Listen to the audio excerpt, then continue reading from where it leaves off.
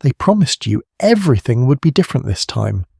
They looked you in the eyes and swore they were ready, that they'd finally figured out what mattered, that losing you taught them something real. And then, like clockwork, the same cold distance crept back in. The same excuses, the same emotional disappearing act. Only this time, you weren't surprised. You were something worse than surprised. You were exhausted. Here at Quiet Psychology, we study what actually drives human behavior in relationships, beyond the surface-level explanations people give themselves. Today we're unpacking something nobody warned you about. Because right now, while you're wondering if you'll ever trust anyone again, while you're questioning whether you're even capable of picking healthy people, something's happening to them that's going to blow your mind. Something they're experiencing for the first time in their life. And understanding this completely changes how you process what happened. Let me tell you about Nicole. She spent 14 months with someone named Chris who seemed like everything she'd been looking for. Funny, ambitious, shared her taste in music and random late-night philosophy discussions. But around month 5, Chris started doing this thing where he'd be completely present one week and essentially vanish the next. Not literally disappear, but emotionally check out so completely that Nicole felt like she was talking to a stranger.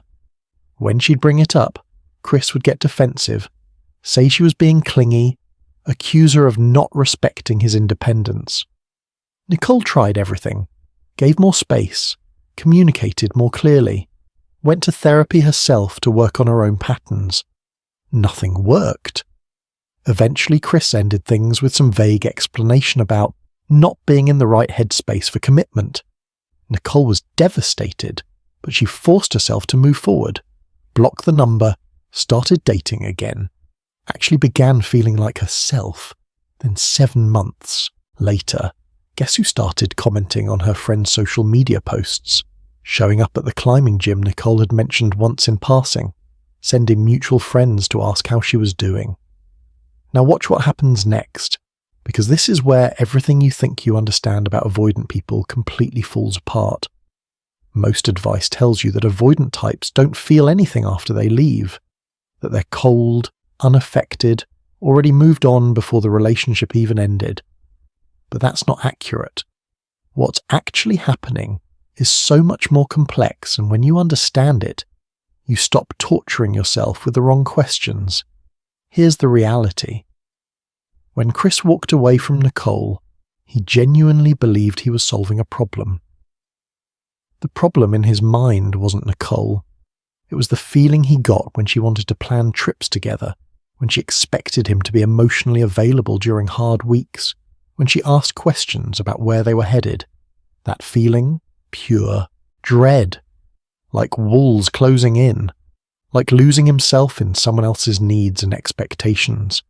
His nervous system learned this response decades ago, probably watching a parent who demanded too much or gave too little.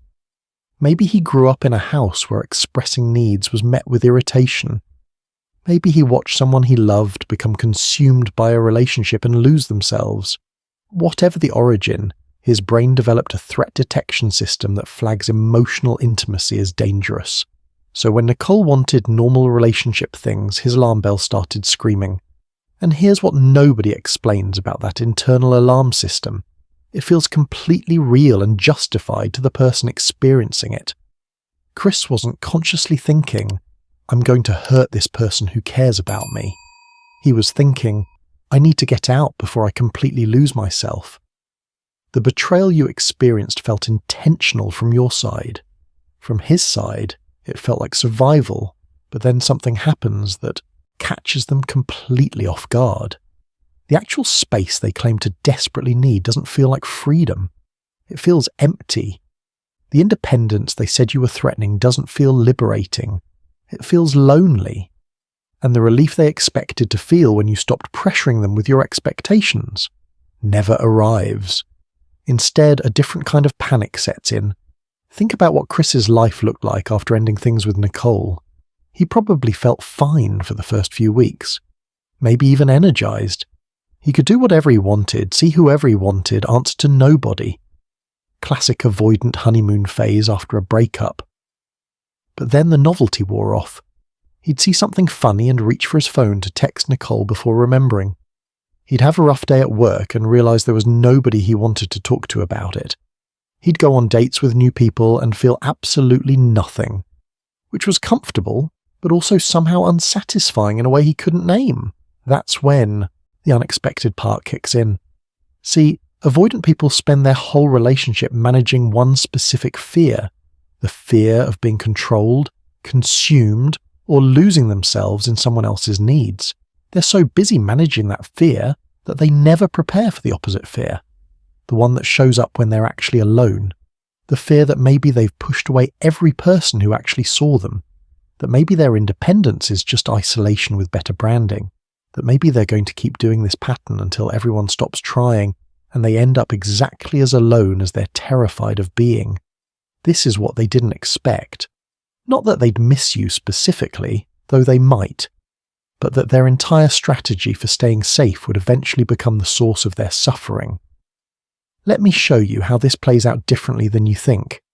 When avoidant people come back, and they often do, it's rarely because they've had some profound realization about your value. It's because their avoidance strategy stopped working and they're scrambling. They're experiencing what researchers call deactivation failure.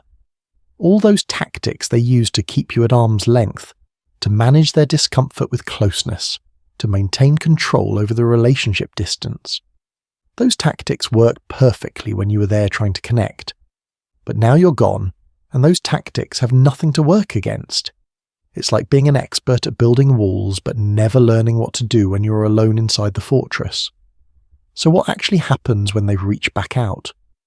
When Chris started orbiting Nicole's life again, commenting on things, showing up places, what was he actually doing? He was trying to recreate the exact dynamic that felt safe to him, close enough to not feel abandoned, far enough to not feel trapped.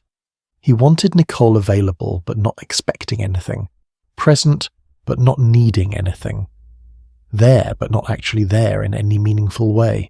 He wanted the comfort of connection without the vulnerability of commitment, and this is where most people make a devastating mistake. They see the renewed interest, the apparent regret, the hints that maybe this person finally gets it, and they think, okay, now we can try again for real. They take the breadcrumbs and convince themselves it's a meal. Vanessa made this exact error with someone named Jordan. They dated for 10 months before Jordan abruptly ended things, claiming Vanessa was too intense and needed someone who could match her energy level. Translation: Vanessa wanted a normal adult relationship, and Jordan wanted to avoid feeling anything too deeply. 4 months after the breakup, Jordan sent a long message about how she'd been wrong, how she missed what they had, how she wanted to try again. Vanessa was so relieved she didn't ask the important questions, like what's different now? What work have you done? What makes you think the same patterns won't resurface? She just felt validated that Jordan finally saw her worth and dove back in. They lasted 6 weeks. Same patterns, same emotional unavailability, same slow fade into distance. Except this time, Vanessa felt it twice as hard because she'd believed something fundamental had shifted when really, only Jordan's level of discomfort with being alone had shifted. So what do you actually do with this information? How do you process the betrayal without getting pulled back into the same cycle? You start by separating their struggle from your worth. Chris's inability to show up for Nicole had nothing to do with Nicole's value, and everything to do with Chris's relationship with vulnerability. Jordan's emotional unavailability wasn't evidence that Vanessa was too much.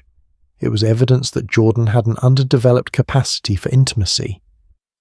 When you really absorb this, when you stop taking their limitation personally, something shifts in how you see the whole experience. The betrayal becomes less about you being rejected and more about you witnessing someone else's unhealed patterns play out in real time. But here's where this gets tricky. Understanding doesn't mean accepting. Compassion doesn't mean compromise. You can fully understand that avoidant attachment develops from real childhood wounds. That these people aren't villains intentionally causing harm, that their struggle is genuine, and still decide you're not willing to be collateral damage while they figure themselves out. Both things can be true at once. Listen to what happened when Nicole ran into Chris at a mutual friend's party, 8 months after everything ended. He pulled her aside, wanted to talk, started explaining how he'd been thinking about everything and realized he'd made mistakes. Nicole listened without interrupting. When he finished, she said something that completely threw him off balance. She said, "I appreciate you sharing that, and I hope you find someone who can hold space for where you're at right now. But I'm not interested in being someone's learning curve anymore." Chris looked stunned. He'd expected anger or tears or maybe even hope that they could reconnect. He didn't expect calm clarity. He didn't expect Nicole to have moved past needing his validation. And that response, that grounded refusal to shrink herself back into his comfort zone, was more powerful than any argument or attempt to prove her worth could have been. This is the shift that matters. Not waiting for them to realize what they lost, but you realizing what you're no longer willing to lose of yourself trying to love someone who's not ready to be loved. Now let me break down what actual healing looks like versus what performative regret looks like, because this distinction will save you years of confusion. When someone has genuinely worked on their avoidant patterns, you'll see specific evidence. They've spent significant time, usually 6 months minimum, working with a therapist who specializes in attachment. They can talk about their patterns without defensiveness. They can identify their specific triggers and have strategies for managing them that don't involve withdrawing from you. They can tolerate discomfort in conversations without shutting down or changing the subject. They demonstrate consistency over months, not just days or weeks. Compare that to what performative regret looks like. Big emotional displays, promises of change without any evidence of work being done, urgency to get back together quickly before you move on, defensiveness if you ask specific questions about what they've learned or what they're doing differently, an inability to identify concrete patterns or triggers, consistency that lasts until they feel secure again, then the same old patterns creep back. Most people who reach back out are offering the second version, not the first. They're experiencing discomfort with the consequences of their choices, which is different from being equipped to make different choices. And here's something that might sting a bit. Your willingness to accept the second version, to convince yourself that feelings equal change, to lower your standards because you miss what you had, that's its own pattern worth examining. Because somewhere along the way you learned that your needs were negotiable. That love meant accommodating dysfunction. That being chosen by someone incapable of choosing themselves was somehow validating. The avoidant person who betrayed you is dealing with their unexpected consequences. But you're dealing with something too. The question of whether you're going to keep choosing people who can't actually choose you back. Rachel spent 3 years in this exact cycle with someone named Matt. Break up, miss each other, get back together, same problems, break up again. Each time Matt came back, he seemed genuinely remorseful. Each time Rachel convinced herself this time would be different. After the 4th cycle, Rachel's therapist asked her a question that changed everything. What are you getting from this pattern? What need is being met by staying in a relationship where you're constantly proving your worth to someone who can't consistently see it? Rachel didn't have an answer immediately, but when she sat with the question, she realized something uncomfortable. Being with Matt allowed her to avoid dealing with her own fear. The fear that if she held out for someone truly available, truly consistent, truly capable of intimacy, she might not find them. Or worse, she might find them and discover she didn't know how to receive healthy love because she'd spent so long accepting scraps. The avoidant person's unexpected struggle isn't your problem to solve. Your own patterns, those are worth your full attention. So where does this leave you? Standing in the aftermath of a betrayal that still stings, armed with new understanding but maybe unsure what to do with it. Here's what actually serves you moving forward. You take what happened and use it as data, not identity. Data that shows you what emotional unavailability looks like early on. Data that shows you how your boundaries work and where they need reinforcement. Data that reveals which of your own patterns need healing, You don't take what happened and turn it into a story about being unlovable or too much or not enough. That's the trap. The betrayal wasn't evidence of your inadequacy. It was evidence that you stayed too long trying to love someone from a distance they insisted on maintaining. And the unexpected part, the part they never saw coming, it's not just their regret or loneliness or realization of what they lost. It's you on the other side of this, no longer available to play the same game. It's you refusing to be someone's safety net while they avoid actual vulnerability. It's you trusting your perception instead of gaslighting yourself into accepting less than you deserve.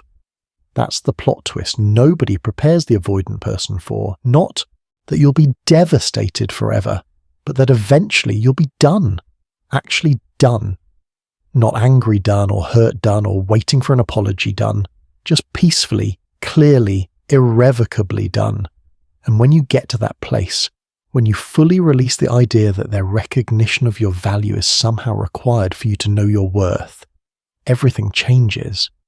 You stop being a match for avoidant patterns entirely, not because you're strategically playing hard to get, but because you've genuinely built a life where someone's inability to show up consistently is an automatic disqualifier, not a project to fix. The person who betrayed you might never understand what they lost. They might never do the work. They might repeat the same pattern with the next person and the next. That's their journey. Yours is figuring out why you stayed as long as you did, healing whatever made that feel acceptable, and building such unshakable standards that this never happens again, not because people won't try, but because you'll see it coming from miles away and walk away before you're in too deep. That's the real unexpected ending, not them changing, you evolving past needing them to,